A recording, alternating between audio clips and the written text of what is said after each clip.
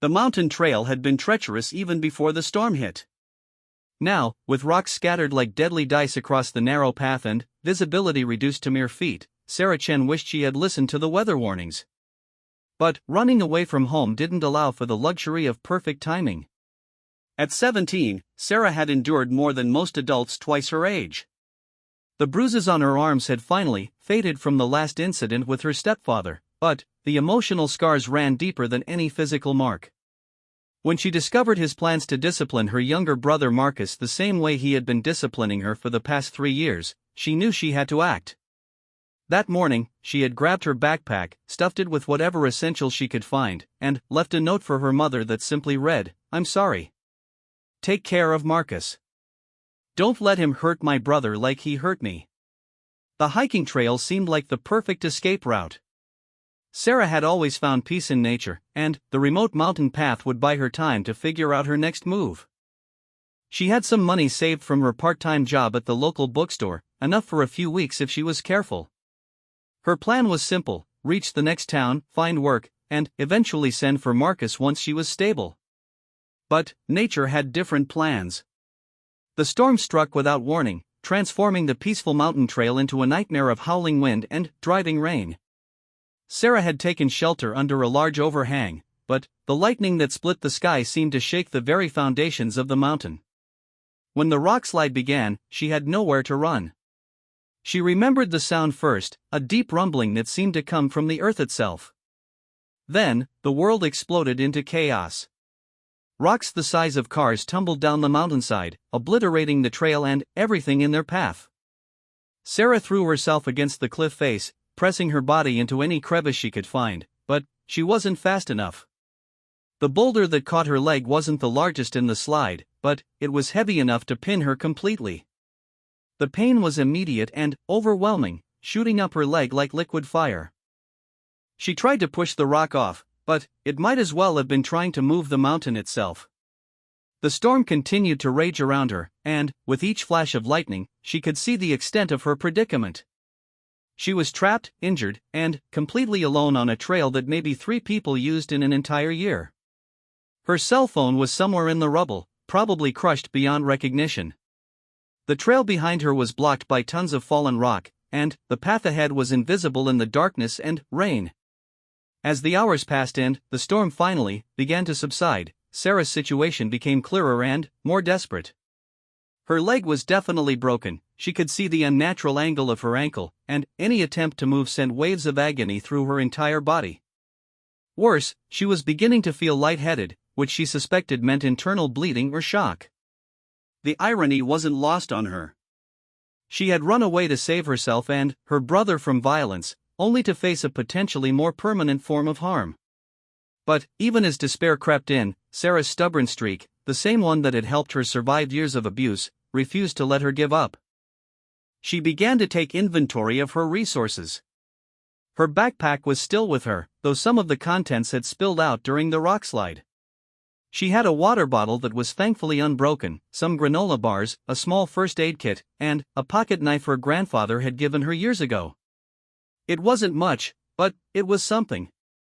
Using techniques she had learned in a wilderness survival class at school, Sarah tried to assess her injuries properly. The broken leg was the most obvious problem, but she also had cuts on her arms and face from flying debris. Her ribs ached with each breath, suggesting possible bruising or minor fractures. She used supplies from the first aid kit to clean and bandage what she could reach, working by the dim light of the emergency flashlight she had packed. Night fell with frightening speed in the mountains, and the temperature began to drop. Sarah had brought a sleeping bag, but getting into it with her injured leg proved nearly impossible.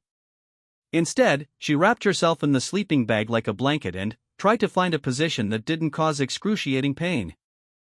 Sleep came in fragments, interrupted by waves of pain and the settling sounds of the mountain. Each time she woke, Sarah hoped desperately to hear voices, rescue teams, other hikers, anyone who might find her. But there was only silence broken by the occasional call of a night bird or the distant howl of wind through the peaks. Dawn brought no relief, only a clearer view of her situation. The rockslide had been even more extensive than she had realized in the darkness. The entire section of trail was buried under tons of stone, creating an impassable barrier that would take heavy equipment to clear. Even if search and rescue teams were looking for her, which was unlikely since no one knew where she had gone, they wouldn't be coming this way. By the second day, Sarah's water was running low, and she hadn't eaten anything since the morning she left home. The pain in her leg had settled into a constant, throbbing ache that made thinking clearly difficult. She tried shouting for help several times, but her voice seemed to disappear into the vast emptiness of the mountains. It was then that she heard it, a sound that didn't belong to the wilderness. Footsteps, careful and deliberate, picking their way through the rocky terrain. Sarah's heart pounded with sudden hope and fear. Hope that rescue had finally come, and fear that it might be her stepfather, tracking her down to drag her back to a life of silent suffering. The footsteps came closer, and Sarah called out, her voice cracked and desperate. "Help! Please, I'm trapped." The footsteps stopped, and, for a moment Sarah wondered if she had imagined them. Then, a voice called back, male but not familiar, with an accent she couldn't quite place. "Where are you? Keep talking so I can find you." "Here. Under the rocks. I can't move." The voice came closer. "I'm coming. Don't worry, I'll get you out of there." A figure appeared at the edge of the debris field, a man in his 30s with dark hair and kind eyes, wearing hiking gear that looked well used but high quality. He carried a large backpack and moved with the confidence of someone who knew the mountains well. "My name is David," he called out as he carefully made his way toward her. "I'm going to help you, okay? Can you tell me your name?" "Sarah," she managed to say, suddenly, feeling tears stream down her face. The relief of seeing another human being was overwhelming. David reached her position and immediately began assessing the situation. His face was serious but calm as he examined the boulder pinning her leg and the extent of her injuries. "Okay, Sarah," he said gently. "I can see you're hurt pretty badly. I'm going to get you out of here, but I need to be very careful. This rock is big, but I think I can move it if I use leverage. The question is whether moving it will cause more damage to your leg." Sarah looked up at this stranger who had appeared like an answer to her prayers. Something in his manner, professional, competent, kind, made her trust him immediately. "I don't think I can feel my foot anymore," she admitted. I think it might be really bad." David nodded grimly. "I'm not going to lie to you, Sarah. This is a serious situation. But I've dealt with emergencies like this before, and I think we can get you out safely. The most important thing is that you're alive and conscious. We can work with that." He began unpacking specialized equipment from his backpack, ropes, a small pulley system, metal wedges, and what looked like a portable hydraulic jack. Sarah watched in amazement as David set up a complex leverage system designed to lift the boulder gradually and safely. "Are you a rescue worker?" she asked. "Something like that," David replied, focused on his work. "I'm what you might call a freelance emergency responder. I spend a lot of time in remote areas, and I've learned that you can't always wait for official help to arrive." As David worked, Sarah found herself studying his face. There was something haunted in his eyes, a depth of understanding that spoke of personal experience with crisis and loss. She wondered what had brought him to these mountains, and what had given him the skills and equipment to attempt such a dangerous rescue. "This is going to hurt," David warned as he prepared to begin lifting the boulder. "I'll go as slowly as I can, but there's no way around the fact that moving this rock is going to put pressure on your leg in different ways." Sarah gritted her teeth and nodded. "I understand. Just, please don't leave me here." David met her eyes, and she saw a flicker of something she couldn't identify, pain, perhaps, or recognition.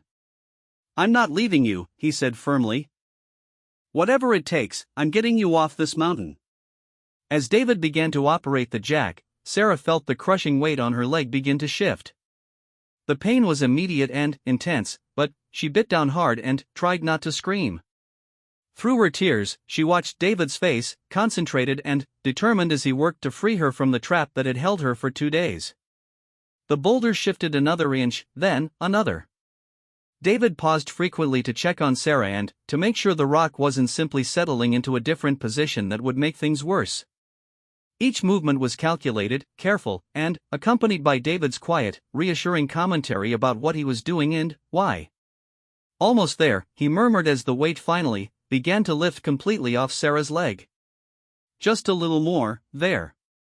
The boulder rolled to one side with a deep grinding sound, and suddenly, Sarah's leg was free. The relief was immediate, but so was the rush of pain as circulation returned to the compressed limb. She couldn't help but cry out, and David was immediately at her side. "Easy, easy," he said softly. "The worst part is over. Let me take a look at what we're dealing with." Sarah watched David's face as he examined her leg, trying to read his expression for signs of hope or despair. His poker face was excellent, but she caught the slight tightening around his eyes that suggested the damage was significant. "How bad?" she asked. David sat back on his heels and met her gaze directly. "It's broken, definitely. Possibly in more than one place. But you're not going to lose it, and, with proper medical care, you should heal completely.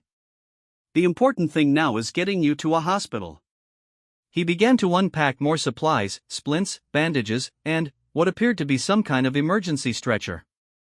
"I'm going to immobilize your leg and then figure out the best way to get you down this mountain. Do you have family who should be contacted? People who are looking for you?" Sarah's brief moment of hope and relief crumbled. The question brought back all the reality she had been running from, all the reasons she had been on this trail in the first place.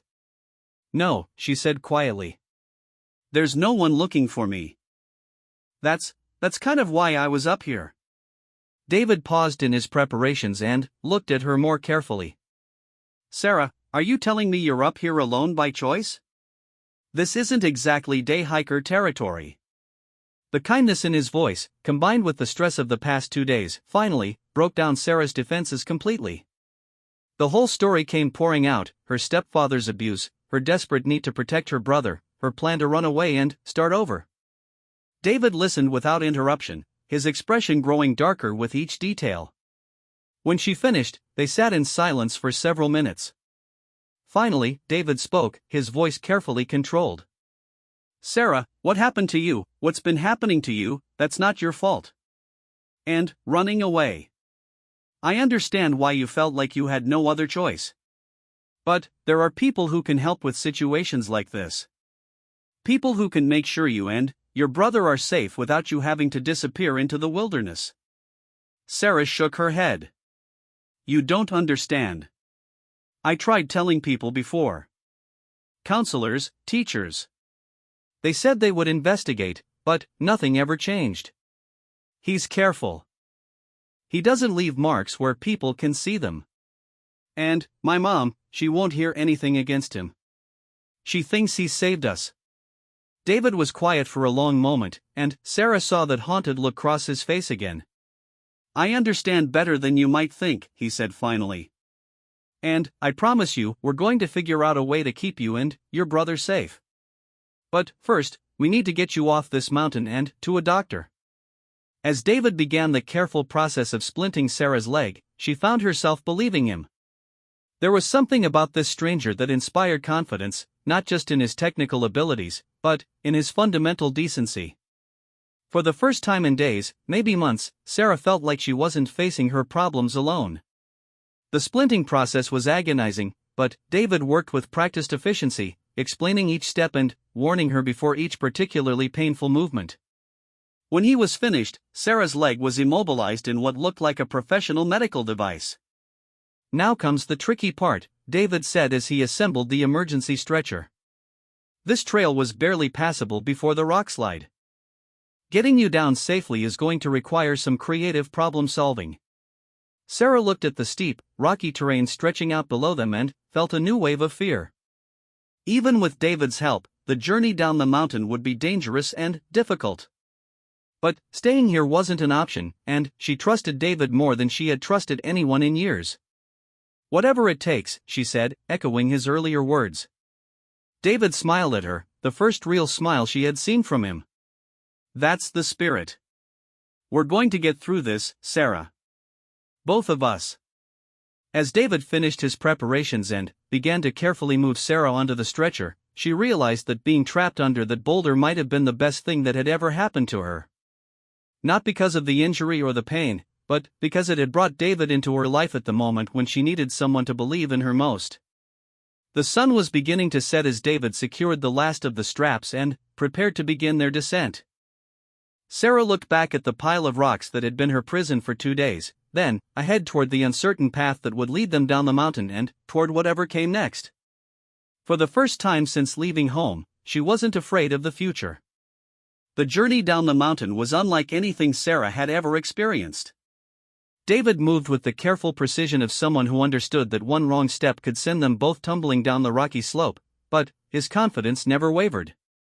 The emergency stretcher he had constructed was a marvel of practical engineering, lightweight but sturdy, with multiple attachment points for ropes and harnesses. "I'm going to lower you down this section," David explained as they approached a particularly steep drop-off. "I'll go first to secure the ropes, then bring you down after me. It's going to feel scary, but you'll be completely safe." Sarah watched as David rappelled down the cliff face with practiced ease, his movements fluid and confident. When he called up that it was safe, she closed her eyes and tried not to think about the drop below as the stretcher slowly descended. David's voice provided a constant stream of reassurance, guiding her down foot by foot. During the rest periods between the most technical sections, they talked. Sarah learned that David was a former military medic who had served in Afghanistan before returning home to find civilian life difficult to adjust to. The mountains had become his refuge, and helping people in remote areas had become his purpose. "I was pretty messed up when I got back," David admitted as they paused on a relatively flat section of trail. "PTSD, depression, the whole package. I couldn't hold down a regular job, couldn't relate to people who hadn't been through what I'd been through. I felt like I didn't belong anywhere." "What changed?" Sarah asked. Despite her pain and exhaustion, she found herself genuinely interested in David's story. There was something about being carried down a mountain that created an unusual intimacy. Life and death situations had a way of cutting through normal social barriers. "I saved someone," David said simply. "There was a climbing accident about 3 years ago, not far from here. A woman fell and broke her back, and the regular rescue teams couldn't reach her because of bad weather. I happened to be in the area, and I had the equipment and skills to get her out. When I saw her face when she realized she was going to live, that's when I understood what I was supposed to be doing with my life." As they continued their descent, Sarah began to understand that David's presence on the mountain wasn't entirely coincidental.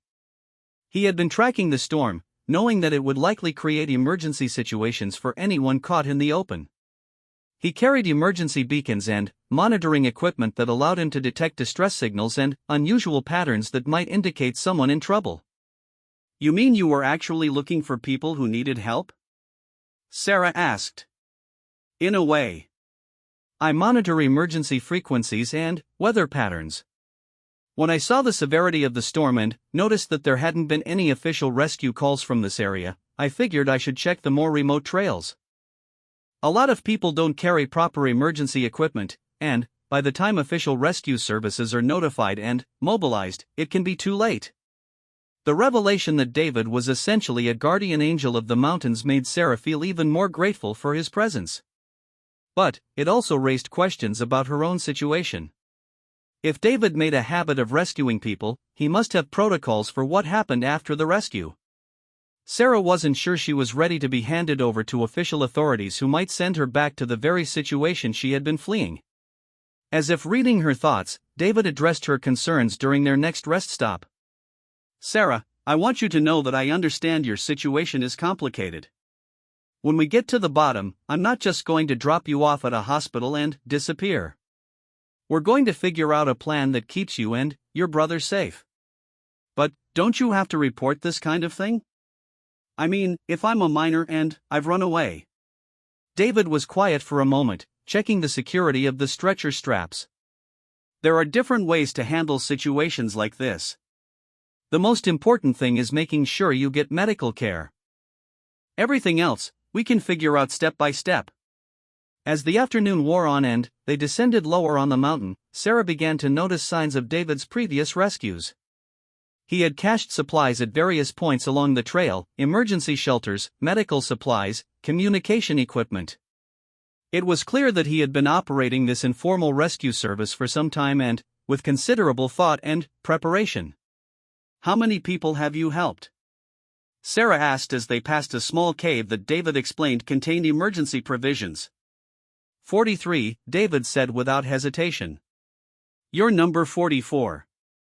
I keep track because sometimes on bad days, I need to remember that there are 44 people in the world who are alive because I was in the right place at the right time." The number struck Sarah as both impressive and heartbreaking. Impressive because David had clearly saved dozens of lives through his dedication and skill. Heartbreaking because it suggested that David still had bad days when he needed to justify his own existence by counting the lives he had saved. "What about you?" Sarah asked gently. "Who rescues the rescuer?" David glanced back at her with a surprised expression, as if the question had never occurred to him. That's not really how it works. I don't need rescuing. I'm the one doing the rescuing." But Sarah could see the cracks in David's armor now. His dedication to saving others was admirable, but it seemed to come from a place of personal pain that he hadn't fully addressed.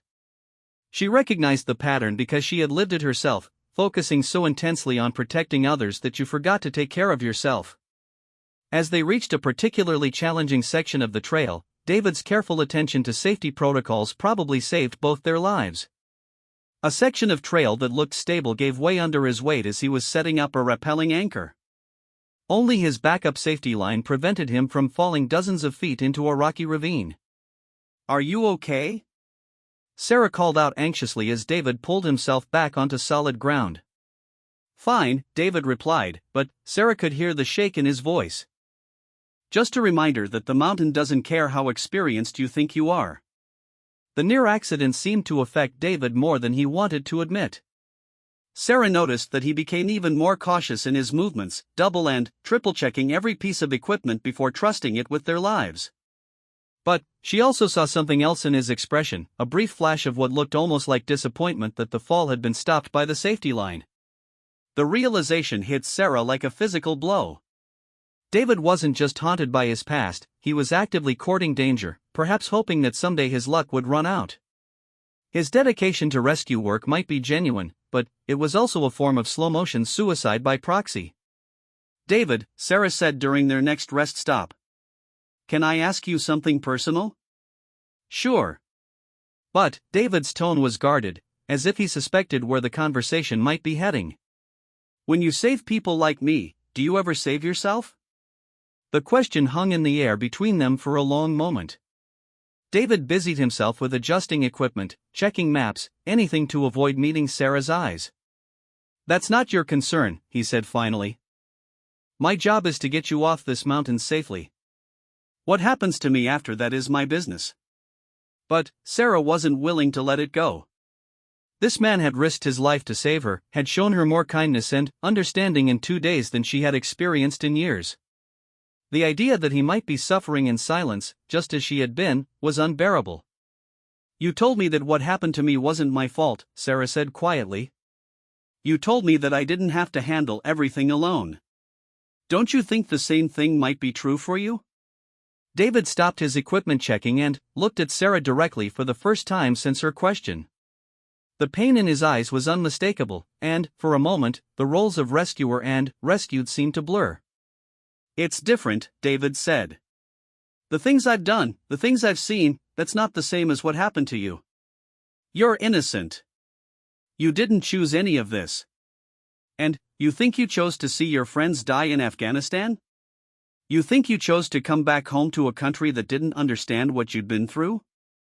David, trauma isn't a competition. Pain is pain." The words seemed to hit David like physical blows. Sarah could see him struggling with the concept that his own suffering might be worthy of the same compassion he showed to others. "I don't know how to be rescued," David admitted finally. "I only know how to do the rescuing." "Maybe," Sarah said gently, "that's something we could figure out together." As they resumed their descent, something fundamental had shifted between them.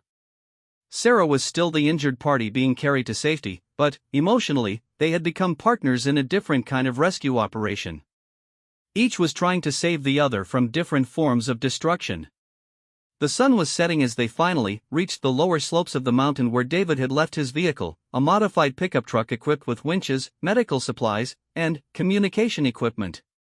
Getting Sarah transferred from the stretcher to the truck was a delicate operation, but David managed it with the same careful competence he had shown throughout their journey. "There's a small town about an hour from here," David explained as he secured Sarah in the passenger seat. "They have a medical clinic that can handle your injuries, and it's run by people who understand that sometimes the circumstances of how someone gets hurt are complicated." Sarah looked at David curiously. "You've taken other people there?" "A few. The doctor who runs it, Dr. Martinez, is a good man. He's helped me with some of the more sensitive rescues I've done. He knows when to ask questions and when to focus on just providing medical care." As they drove through the darkness toward the town, Sarah found herself thinking about what would happen once they arrived. Her immediate medical needs would be addressed, but the larger questions remained. Where would she go? How could she protect Marcus? What would happen to David once he had completed this rescue and moved on to the next one? "David," she said as they pulled into the small mountain town, "after we get my leg fixed, would you consider staying for a while? I mean, not forever, but just until we figure out what happens next?" David was quiet for a long moment as he parked in front of a small building with a simple sign reading Martinez Family Medical Center. "Sarah, I don't really stay anywhere for very long. It's not what I do."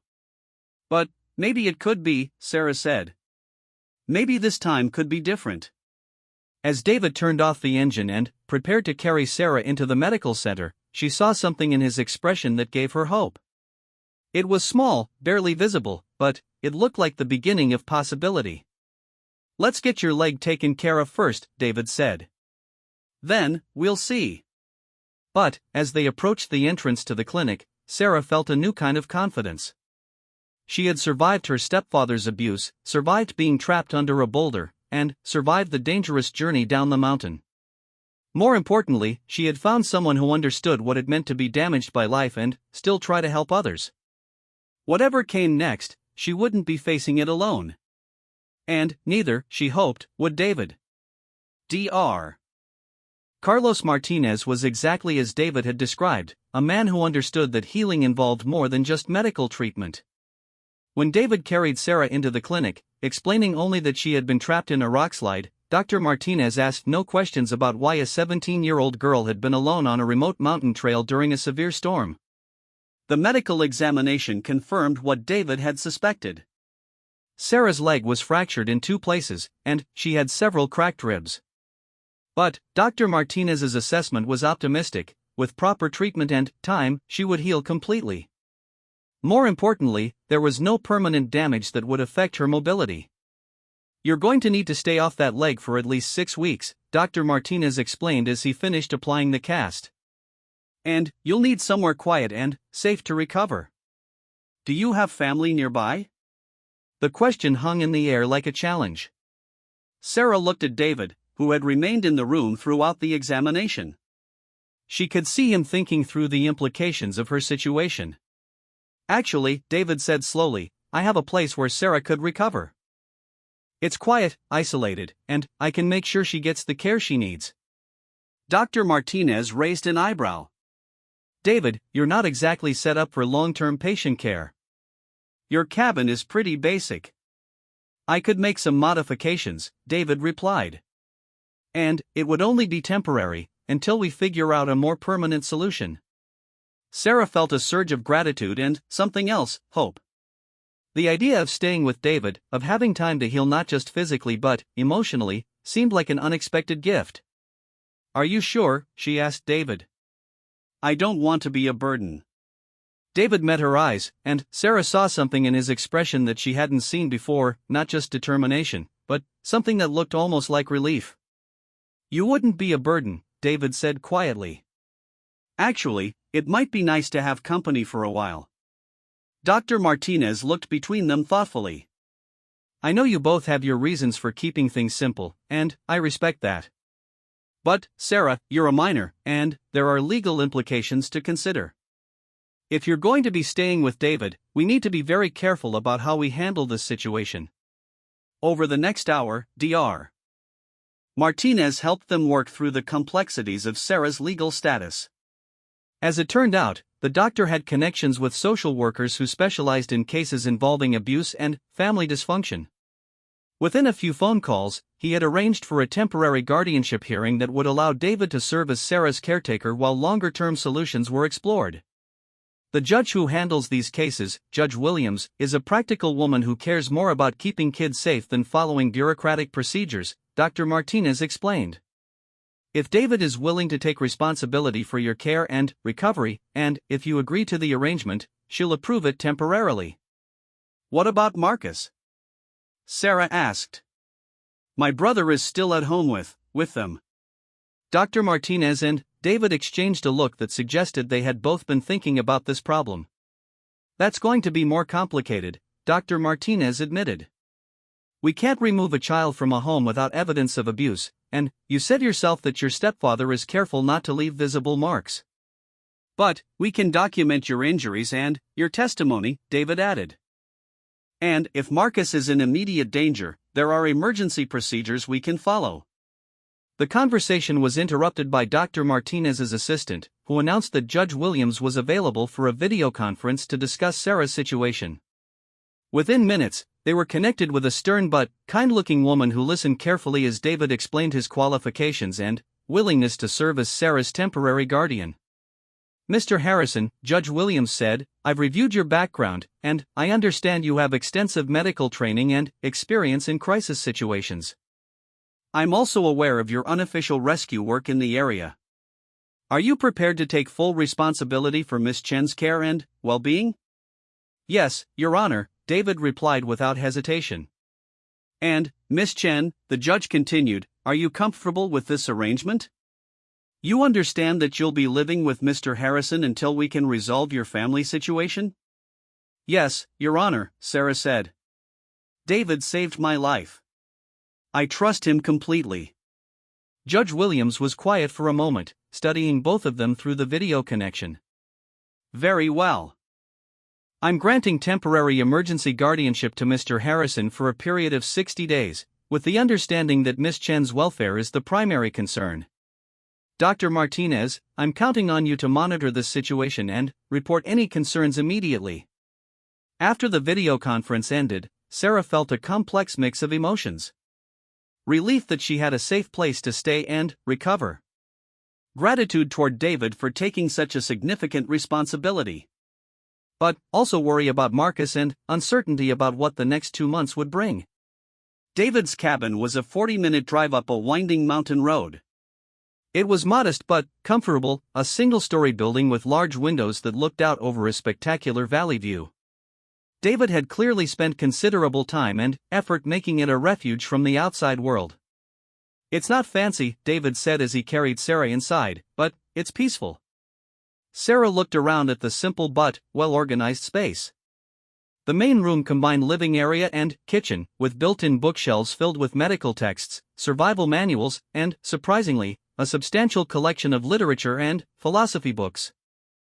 The walls were decorated with photographs of mountain landscapes rather than personal photos, and the overall effect was of a space designed for solitude and contemplation. It's perfect, Sarah said sincerely. Thank you for letting me stay here. David set up a temporary bedroom for Sarah in what had been his office, moving his desk and computer equipment to make room for a hospital bed that Dr. Martinez had provided. It was clear that David was not accustomed to sharing his space, but he approached the task with the same methodical competence he brought to everything else. Over the first few days, they developed a routine. David would help Sarah with her physical therapy exercises, prepare meals, and handle the practical aspects of her recovery. But they also spent hours talking about Sarah's situation, about David's experiences, about books and ideas and the larger questions of how to build a meaningful life after trauma. I've been thinking about what you said on the mountain, David told Sarah one evening as they sat on the cabin's front porch, watching the sunset. about rescuing the rescuer. And I think maybe you were right. I've been so focused on saving other people that I forgot I might need saving too. Sarah studied David's profile in the fading light. What would saving yourself look like? David was quiet for a long moment. I don't know. I've been running on adrenaline and purpose for so long that I'm not sure who I am when I'm not in crisis mode. Being here with you, having these quiet conversations, it's the first time in years that I've felt like maybe there could be something beyond just survival. You know, Sarah said carefully, you don't have to choose between helping people and having a normal life. Maybe there's a way to do both. What do you mean? I mean, what if you formalized what you're already doing? Started a legitimate rescue organization, trained other people, built something that could help even more people than you can reach alone? David turned to look at Sarah with surprise. I never thought about it that way. You could still be on the mountains, still be saving lives, but you wouldn't have to do it alone anymore. And you'd have something to come home to, people who cared about you, a life that was about more than just the next emergency. The idea seemed to intrigue David, and they spent the evening discussing possibilities. Sarah's business classes in high school had covered nonprofit organizations, and she found herself getting excited about the potential for turning David's informal rescue work into something larger and more sustainable. But their planning was interrupted by a phone call from Dr. Martinez that brought Sarah's other concerns rushing back to the forefront. Sarah, Dr. Martinez said, I've been in contact with the social worker assigned to your case. She's spoken with your mother and your brother. There's good news and bad news. Sarah's heart raced. What's the good news? The good news is that Marcus is physically fine. He's been asking about you and wants to know when you're coming home. And the bad news? The bad news is that your stepfather is claiming you made up the abuse allegations to get attention, and your mother is supporting his version of events. They're demanding that you be returned home immediately. Sarah felt the familiar sensation of walls closing in around her. Even here, in David's peaceful cabin, surrounded by safety and understanding, the reach of her stepfather's manipulation could still touch her. What happens now? She asked. Now we document everything, Dr. Martinez said firmly. Your injuries, your testimony, David's observations. And we prepare for a fight. After the call ended, Sarah sat in silence, trying to process the implications. David sat beside her, his expression thoughtful and determined. We're not going to let them take you back to that situation, David said finally. Whatever it takes, whatever we have to do legally, we're going to keep you safe.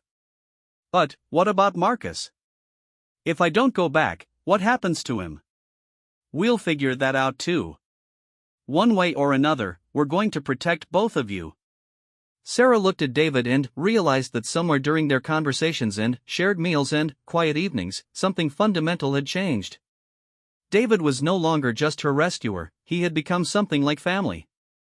And she had become something more to him than just another person to save. David, she said quietly, when this is all over, when the legal stuff is resolved and I'm healed and Marcus is safe, would you want me to stay? I mean, not as your ward or your patient, but as someone who chooses to be here? David met her eyes, and Sarah saw in them the same mixture of fear and hope that she felt herself. I think, David said slowly, that might be exactly what I need. Outside, the first snow of the season began to fall, blanketing the mountain in pristine white. Inside the cabin, two people who had found each other in the aftermath of personal disasters began to believe that healing might be possible after all. But they both knew that the hardest challenges still lay ahead.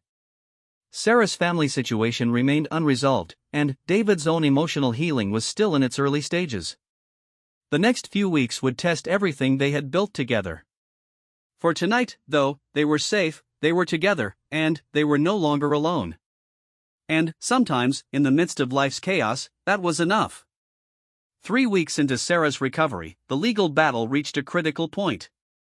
Her stepfather, Richard Hartwell, had hired a lawyer and was demanding not only that Sarah be returned to his custody immediately, but that David be charged with kidnapping a minor. The accusations were serious enough that Judge Williams had scheduled a formal hearing to determine Sarah's future. The night before the hearing, Sarah couldn't sleep. Despite Dr. Martinez's assurances that they had built a strong case, she was terrified that she would be forced to return to the very situation she had risked her life to escape. Worse, she was afraid that David might face criminal charges for trying to help her. "You should let me go back," Sarah told David as they sat in the cabin's main room, legal documents spread across the kitchen table. "I can't let you get in trouble because of me." David looked up from the testimony he was reviewing. "Sarah, we've been through this. I'm not letting you sacrifice yourself to protect me. That's not how this works." "But, if they charge you with kidnapping, they won't," David interrupted. "Dr. Martinez has documentation of your injuries when I found you. Judge Williams has my military record and references from dozens of people I've helped over the years. And, most importantly, we have your testimony about what really happened in that house." Sarah's testimony. That was the part that terrified her most. Tomorrow, she would have to stand up in front of a judge, her mother, and Richard, and describe in detail the years of abuse she had endured. She would have to relive every incident, every threat, every moment of fear that had finally driven her to flee into the mountains. "What if they don't believe me?" Sarah asked quietly. "What if the judge thinks I'm just a troubled teenager making up stories?" David set down the papers and moved to sit beside Sarah on the couch. "Then, we'll deal with that if it happens. But, I don't think it will. Judge Williams has seen a lot of abuse cases. She knows what real trauma looks like, and she knows what fake accusations sound like. Your story has the ring of truth because it is true." The next morning, they drove to the courthouse in the county seat, an hour away from David's cabin. Sarah had chosen to wear simple, conservative clothes, dark slacks and a white blouse that made her look younger than her 17 years. David wore his military dress uniform, a decision recommended by their lawyer to emphasize his service record and character. The courthouse was an old building with high ceilings and dark wood paneling that made everything feel formal and intimidating.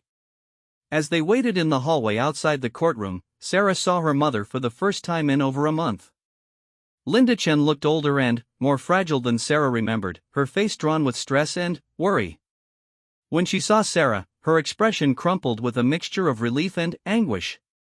"Oh, honey," Linda whispered, reaching out as if to touch Sarah's face. "I've been so worried about you. When you disappeared like that, I thought something terrible had happened." "Something terrible did happen," Sarah replied steadily. "That's why I left." Richard Hartwell emerged from the courthouse restroom at that moment, and Sarah felt the familiar cold knot of fear form in her stomach. He was a large man with graying hair and eyes that could shift from charming to menacing in an instant.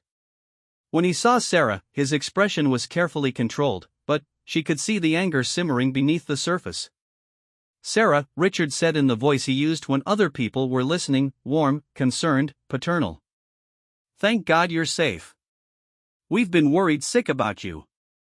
David stepped slightly closer to Sarah, a subtle but unmistakable protective gesture. Richard's eyes flicked to David with undisguised hostility. "You must be the man who's been keeping my daughter away from her family," Richard said.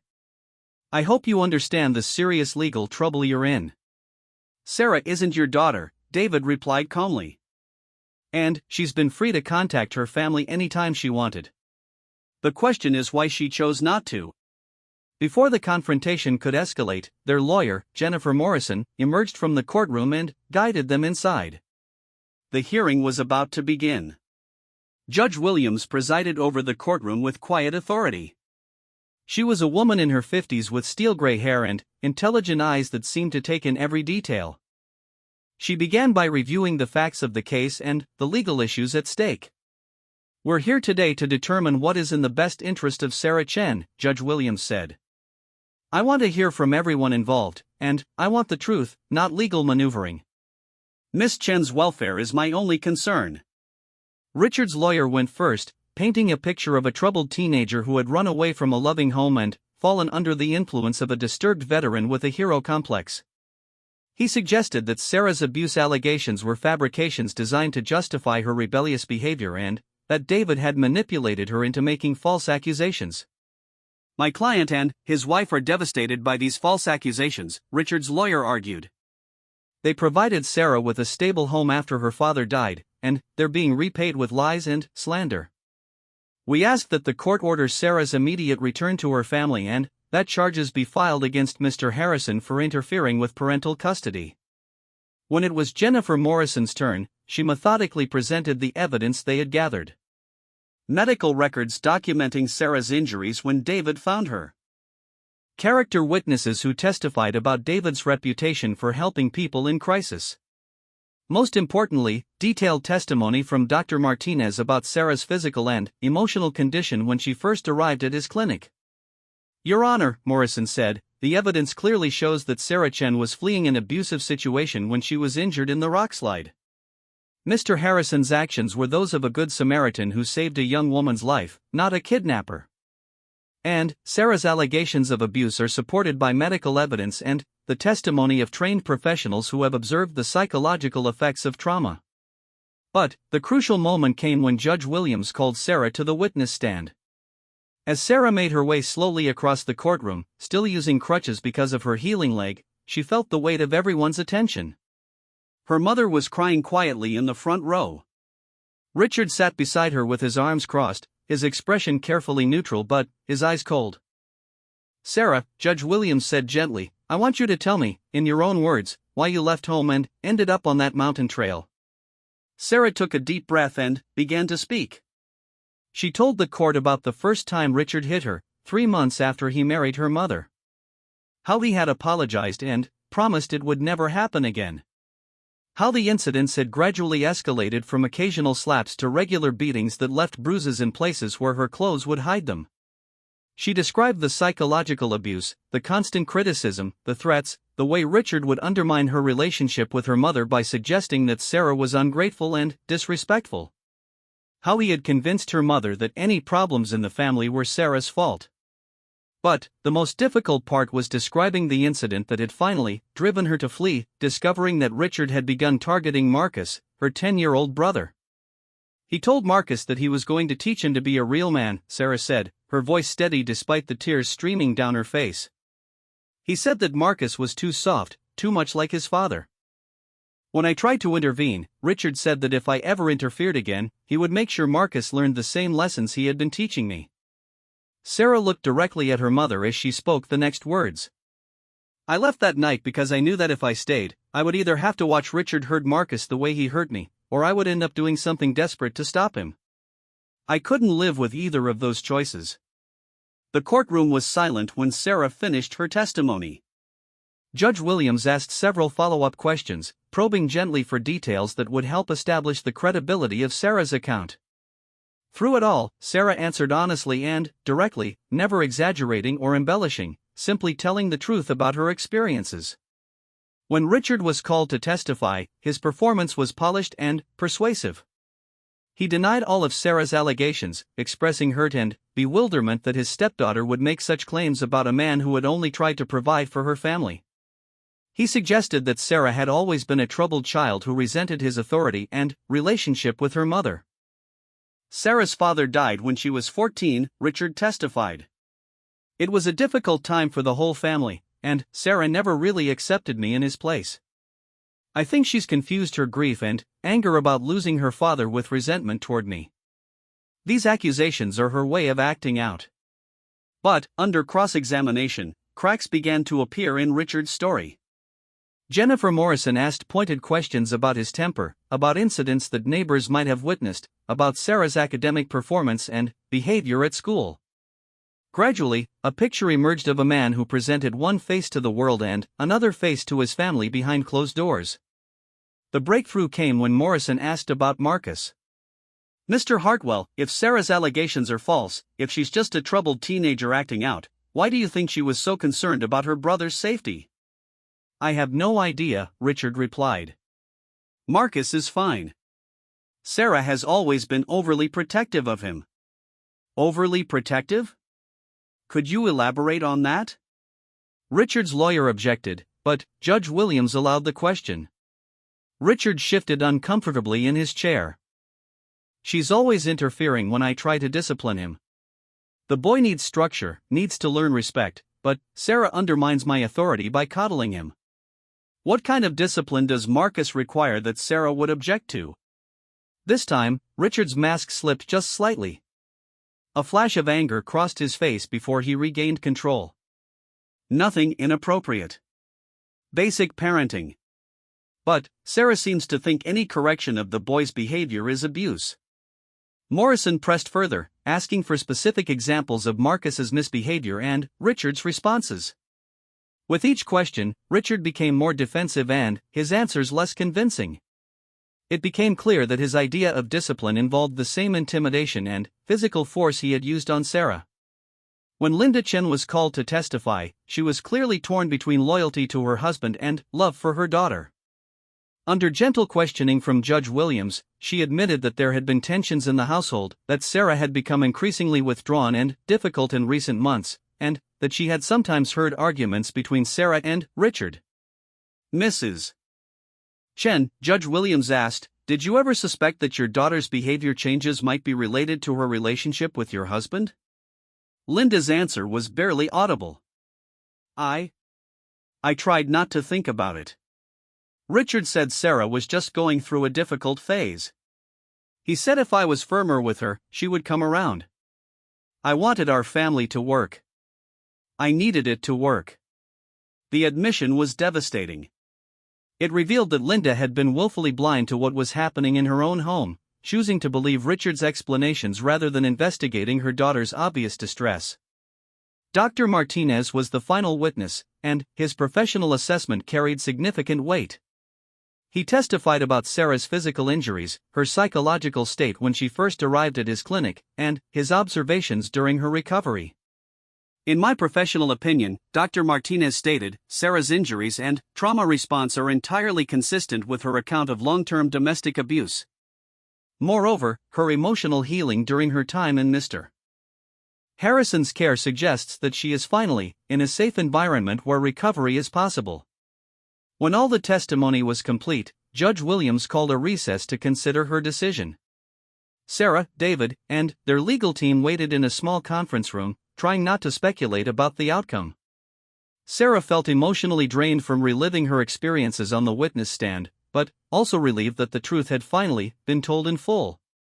When court reconvened, Judge Williams's decision was clear and decisive. Based on the evidence presented, I find that Sarah Chen's allegations of abuse are credible and substantiated. Mr. Hartwell's denials lack credibility, and Mrs. Chen's testimony suggests a household where abuse was occurring but was not addressed by the adults responsible for protecting the children. Sarah felt a wave of relief so intense it was almost overwhelming. David reached over and squeezed her hand. But Judge Williams wasn't finished. "I'm extending Mr. Harrison's guardianship of Sarah Chen for an additional 6 months, during which time Sarah will continue her recovery and work with social services to determine her long-term placement options. Furthermore, I'm ordering an immediate investigation into the welfare of Marcus Chen, with particular attention to ensuring his safety in the current household." She turned to look directly at Richard and Linda. "Mr. and Mrs. Hartwell, you are ordered to cooperate fully with social services in this investigation. Any attempts to interfere with the investigation or to retaliate against the children for today's testimony will result in immediate criminal charges." As court adjourned, Sarah felt a complex mix of emotions. Relief that she would not be forced to return to an abusive situation. Gratitude that Marcus would finally receive the protection he needed. But also sadness for her mother, who would now have to confront the reality of the choices she had made and the harm those choices had caused. Outside the courthouse, Linda approached Sarah hesitantly. "Sarah, honey, I'm sorry," she whispered, tears streaming down her face. "I should have listened. I should have protected you. I was so afraid of being alone again, of losing another man I loved, that I couldn't see what was right in front of me." Sarah looked at her mother, really looked at her, and saw not the woman who had failed to protect her, but another victim of Richard's manipulation and control. "Mom," Sarah said softly, "it's not too late. You can still choose to do the right thing. You can still protect Marcus." Linda nodded, still crying. "I will. I promise I will." And, Sarah, I understand if you can't forgive me right away. But, I hope someday. I hope we can find our way back to each other. As they drove back toward the mountains, David and Sarah were both quiet, processing the events of the day. The legal victory felt surreal after months of uncertainty and fear. So what happens now? Sarah asked as they turned onto the winding road that led to David's cabin. Now we take things one day at a time, David replied. You continue healing, physically and emotionally. We work with social services to make sure Marcus is safe. And we figure out what we both want our lives to look like going forward. And us? What happens to us? David was quiet for a moment, considering the question seriously. I think that depends on what you want. You're going to be 18 in a few months. Legally, you'll be free to make your own choices about where you want to live and what you want to do with your life. I know what I want, Sarah said without hesitation. I want to stay with you. I want us to build something together, that rescue organization we talked about, a life that's about helping people but also about being a family. I want us to show other people that you can survive terrible things and still build something beautiful. David smiled, and Sarah saw in his expression the same hope and determination that had carried them both through their darkest moments. I want that too, David said. All of it. 6 months later, Sarah stood on the front porch of what was now their home. The cabin had been expanded and renovated to accommodate their growing rescue organization. The David Harrison Foundation had already conducted a dozen successful rescues, trained 15 volunteers, and was working with emergency services to formalize their role in mountain rescue operations. Marcus spent weekends with them, slowly healing from his own experiences with Richard. Their mother was in counseling, working to rebuild her relationship with her children and to understand how she had failed them. Richard was facing criminal charges related to the abuse, and, regardless of the legal outcome, he was no longer part of their lives. But the most important change was in David himself. The haunted look that Sarah had first noticed in his eyes was gone, replaced by something that looked like peace. He still risked his life to help others, but now he also had something to come home to, a family, a purpose that extended beyond just survival, a future that included hope and happiness. Do you ever regret it? David asked as he joined Sarah on the porch, coffee mugs in hand. Running away that day? Getting trapped under that rock? Sarah thought about the question seriously. The experience had been terrifying and painful, and the aftermath had been complicated and difficult. But it had also led her to safety, to David, to a life she couldn't have imagined when she first fled into the mountains. No, she said finally. I don't regret it. That rock didn't trap me, it saved me. It brought me exactly where I needed to be. David nodded, understanding. They had both learned that sometimes the things that seem like disasters are actually the beginning of salvation. Sometimes you have to be broken before you can be truly healed. And sometimes the people who save you are the ones who need saving themselves. As the sun set over the mountains, painting the sky in shades of orange and gold, Sarah and David began planning their next rescue mission. There were always people in the mountains who needed help, who were trapped or lost or in danger. But now they had something more than just the skills to save lives, they had the wisdom that comes from being saved themselves. And, in the distance, barely audible but unmistakably real, came the sound that had started it all, someone calling for help, knowing that in these mountains, help would always come.